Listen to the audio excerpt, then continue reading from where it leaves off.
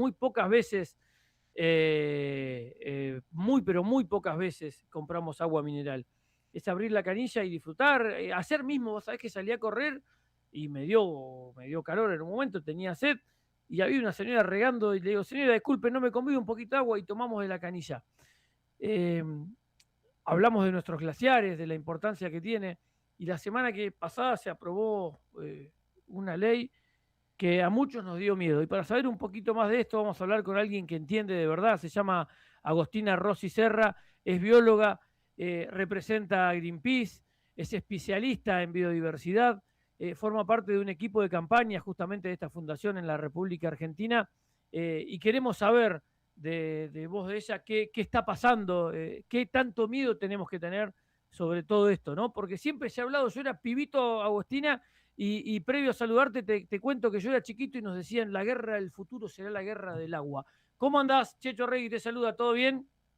Hola, Checho, buenas tardes, ¿cómo estás? Todo tranquilo por acá y preocupado por todo, ¿no? Por el mundo, por el país. Ayer vivimos un papelón.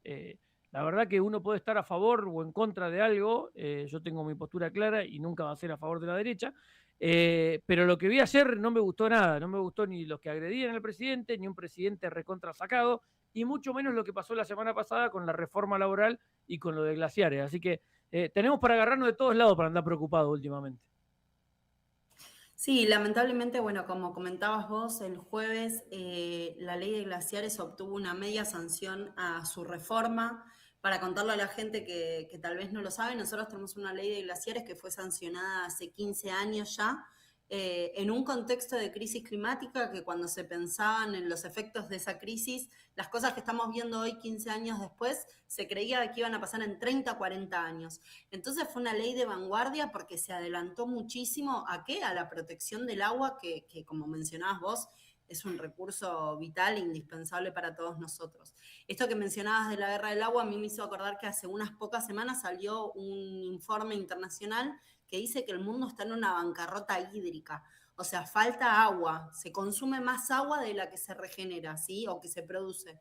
Entonces, en ese contexto de crisis climática, de que están saliendo estudios que dicen que falta el agua, Argentina, en lugar de aferrarse a su normativa y protegerla y defenderla, está haciendo todo lo contrario. Estamos yendo a contramano de la evidencia del mundo y estamos entregando nuestras fuentes de agua dulce. Entonces, la verdad es que es inadmisible lo que está pasando. Y bueno, todos los argentinos tenemos que salir a defenderla. Y cuesta mucho salir a defenderla, pero no porque uno no quiera. Porque también, así como esto que decías vos, vamos a contramano, nos están diciendo que se está acabando, y en vez de proteger las leyes que cubren lo que se está acabando, potencian para lo que se está acabando se acabe más rápido.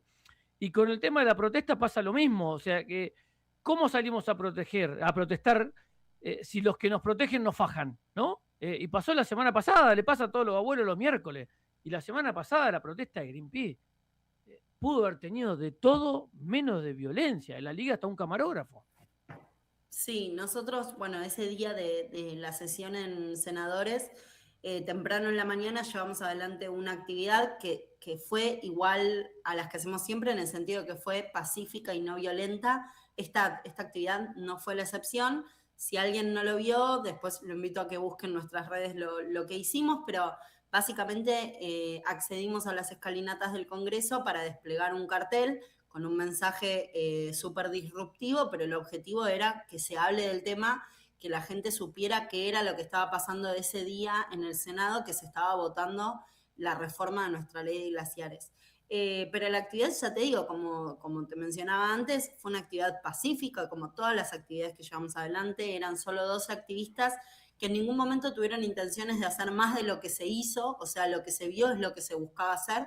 En ningún momento quisimos entrar al Congreso, en ningún momento quisimos pintar las escalinatas, porque hubo como dando vuelta muchas teorías y muchos mitos. Bueno, eso no ocurrió. Lo que queríamos hacer era lo que hicimos, que era desplegar ese mensaje en las escalinatas. Y después, bueno, como mencionabas vos, hubo un despliegue policial desproporcionado a lo que hicimos nosotros, porque nosotros éramos solo 12 activistas y la verdad que no conté a la policía, pero eran muchísimos. Y eso también terminó con la represión de un colega de ustedes, con un camarógrafo de A24, que lo único que estaba intentando hacer era obtener imágenes de cómo estaban los activistas detenidos para que quede registro, para que obviamente tampoco les pase nada. Así que bueno, la verdad que el accionar policial es completamente injustificado porque en ningún momento se hizo nada que ameritara tal despliegue y obviamente la represión. Tal cual, nunca está justificada la violencia, en ninguno de los casos. Así, no sé, le festejen en la cara el gol al policía, tampoco tiene que hacerlo, él tiene que estar preparado para contener, no para reprimir. Pero bueno, se viven tiempos difíciles en el cual todo este contexto, lo que decíamos, ¿no? Todo lleva a una complicación más. Yo estaba escuchándote atentamente que hablábamos de una bancarrota hídrica, y nosotros vivimos en una zona en la que estamos sufriendo incendios constantemente. Entonces, no solo que falta el agua para tomar, sino que también falta el agua para pagar y falta el agua para evitar que se vuelvan a prender fuego los bosques. Nosotros durante este programa, que hablamos un montón de la Patagonia, por algo se llama como se llama, ya en junio, julio del año pasado veíamos que no llovía, que no nevaba, y lo primero que pensamos, después de decir, che, qué macana, porque los centros de esquí no van a poder funcionar como corresponden, fue, a partir de noviembre se prende fuego todo. Y dicho y hecho, sea por un rayo que a veces caen o por alguno, porque viste que nunca se encuentra al que prende fuego. Por lo menos de este lado de la cordillera, en Chile encontraron 70, acá no encontraron a ninguno. También genera este daño colateral, es decir, se prende fuego todo porque está seco y además me cuesta encontrar el agua para apagar ese fuego. Sí, exactamente. Uno tiene que entender que el ecosistema es parte de un sistema integrado y que no puede estar pretendiendo que no ocurran los incendios de la Patagonia si se destruyen los glaciares.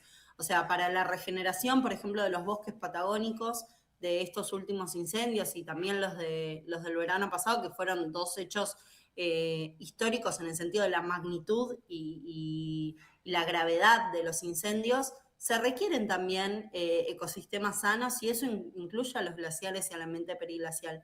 Entonces, uno no puede estar pensando en proteger una cosa si desprotege otra. Tiene que pensar en que el sistema y el ecosistema es algo integrado, es un todo. Y en ese sentido, sí, esto que mencionabas vos es lo que les decía de que estamos en un contexto de crisis climática donde los eventos meteorológicos son cada vez más extremos y cada vez más frecuentes. Entonces nosotros tenemos que reforzar nuestras políticas públicas ambientales, no tenemos que generar lo que se conoce como regresiones ambientales. Y esto para contarle un poco a la gente, porque tal vez no sabe de qué se trata esta reforma, nuestra ley de glaciares es una ley de régimen de presupuestos mínimos. ¿Qué es un presupuesto mínimo? Es una línea de base de protección que es uniforme a lo largo de todo el territorio. Eso quiere decir que en toda la Argentina, en todas las provincias, que son 12 que tienen glaciares y ambiente periglacial, la protección ocurre de la misma manera. Después, si una provincia quiere mejorar esos estándares, mejorar esa protección, puede hacerlo, pero nunca puede ir por debajo de esa línea de base que es el presupuesto mínimo. Una de las modificaciones, porque tiene varias la reforma propuesta, pero una de las modificaciones es que la decisión final de qué queda protegido y qué no pasa a tenerla la provincia donde se encuentra el glaciar o el ambiente periglacial. Y eso es muy riesgoso porque nosotros tenemos las cuencas hídricas, o sea, los ríos que se alimentan de agua de deshielo de glaciares y ambiente periglacial, atraviesan gran parte del territorio, no se quedan solo en las provincias cordilleranas. Entonces vamos a tener provincias de la cordillera que van a estar decidiendo sobre el agua de otras provincias. Claro. Entonces esto va a terminar trayendo conflictos interjurisdiccionales entre provincias también. Es verdad y es muy claro esto que vas diciendo. Y hay ejemplos claritos para explicar lo que está pasando, porque también es cierto que estamos viendo en una época de tanta información y tanta información por ahí que nos llega, que muchas veces nos meten algo para distraer y demás. Cuando uno, no sé, compra, voy a decir algo que puede sonar hasta una pavada, pero si vos comprás milanesa de pollo, para que no se te pongan feas, la frizás. Entonces vos ya tenés ahí guardada y tenés para abastecerte de milanesa de pollo. Los glaciares terminan siendo justamente eso, un abastecimiento, a ver, tener a resguardo el agua a futuro. ¿Y qué es lo que podrían hacer con los glaciares? Que yo escuché algo de la minería también. Está buenísimo ese ejemplo que diste, porque uno de los argumentos que dieron varios de los senadores, y eso es lo más terrible, porque son varios representantes nuestros diciendo cosas que son técnicamente incorrectas, es que glaciares y sobre todo el ambiente periglacial son rocas congeladas a 4.000 metros de altura que no sirven para nada. Y eso es incorrecto, porque estamos hablando, como decías vos, del almacenamiento. Entonces, ellos están queriendo hablar de, bueno, cuántos mililitros, cuánto volumen aporta a un río. Y es incorrecto ese análisis, porque ya tienen una relevancia hídrica per se por estar formados por agua. Tenemos los glaciares que son, como el Perito Moreno, por ejemplo, son 100% agua. Después tenemos el ambiente periglacial, que es una mezcla de agua con sedimentos, con roca. Entonces tenemos dentro del ambiente periglacial lo que se conoce como glaciares de escombros, que en su conformación es entre un 50 y un 70% de agua, y después tenemos el resto del ambiente periglacial, que es suelo congelado en superficie o en profundidad, que también tiene agua mezclada en el suelo y está en forma de hielo. Entonces, son reservas hídricas porque tienen agua, listo, o sea, eso no se discute. Entonces, cuando estamos hablando de esta bancarrota hídrica, que el agua cada vez falta más, uno no va, o sea, es como ilógico decir, che, me falta el agua y estoy yendo en contra del lugar donde la tengo guardada. Es como que no tiene sentido alguno lo que se está planteando. Y después hay mucho de egoísmo, ¿no? Porque quizás cualquiera de estos de los que aparte hay muchos que hace un tiempito votaron una cosa y ahora la panquequearon, como dicen en el barrio, hay mucho de egoísmo de decir, bueno, pero si, ¿cuándo nos quedaremos sin agua? Yo ya no voy a estar, porque es mucho de lo que pasa con el que no quiere cuidar la ecología, con el que no quiere hacer compost, con el que sigue usando, no sé, tirando la pila en cualquier lado y un montón de cuestiones. Hay una cuestión egoísta del ser humano que también va más allá de estos intereses económicos que deben estar. Sí, a ver, uno tiene que pensar, primero puede pensar como en las generaciones futuras, que tiene un compromiso de dejarle el mejor mundo posible, pero después también es con los propios compatriotas, porque digo, gran parte de nuestro territorio es un territorio árido, un territorio en el que le falta el agua y que cada gota cuenta. Entonces, son esos territorios los que se van a ver mayormente afectados. Y esos territorios son los que utilizan en gran parte el agua de deshielo de glaciares y ambiente periglacial. Vos me preguntabas antes por la minería, que no te lo llegué a responder, perdón. Bien, no hay problema. La ley de glaciares no es una ley antiminera como nos quieren hacer creer. ¿Por qué? Porque nosotros tenemos glaciares y ambiente periglacial sobre la cordillera de los Andes, en esas 12 provincias que yo les mencionaba antes, y esa superficie representa solo el 1% de la cordillera. ¿Qué pasa con la ley de glaciares? Dice que no puede ocurrir ninguna actividad, y menciona varias, y entre ellas está la minería, pero no es la única, que modifique o destruya glaciares, pues son fuentes de agua. Entonces, básicamente, no es que es una ley antiminera, es una ley que defiende el agua y no deja que ocurra ninguna actividad sobre ellos, porque cualquier cosa que los modifique o los destruye pone en peligro el agua. ¿Por qué? Porque el glaciar que se pierde es agua que no se recupera. Entonces, ese es el primer mito como que hay que desbaratar, ¿no? Porque cuando se habla de la ley desde el otro lado, se presenta, es una ley que impide el desarrollo. No es una ley que impide el desarrollo, porque la minería está funcionando. Y después ese es otro debate, qué pasa con la minería, cómo está realizada, si es amigable y sustentable para con el ambiente o no. Eso es otra cosa, pero esta ley no es antiminera, no es una ley que hable de minería sí o minería no, es una ley que dice que minería sobre glaciares y sobre ambiente periglacial, que es solo el 1% de la cordillera, no, es solo eso. Tal cual, es clarita. ¿Cómo siguen ustedes con la lucha y cómo sigue para vos todo este tema? Bueno, ahora estamos esperando que se defina la fecha en la que se va a tratar en diputados. Para nosotros estas semanas son clave para que la gente le exija a los diputados que no den la sanción, la media sanción que les falta a esta reforma para que no se apruebe y que se mantenga la ley actual.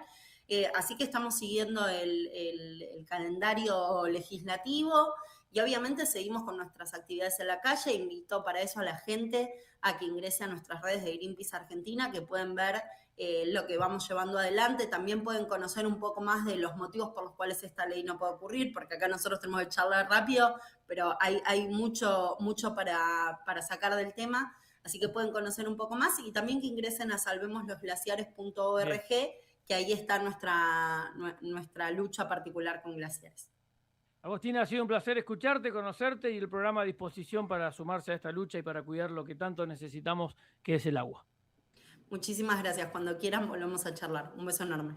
Agostina Rossi Serra, representante de Greenpeace, pasó por Marca Patagonia para hablar de este tema que tanto nos preocupa.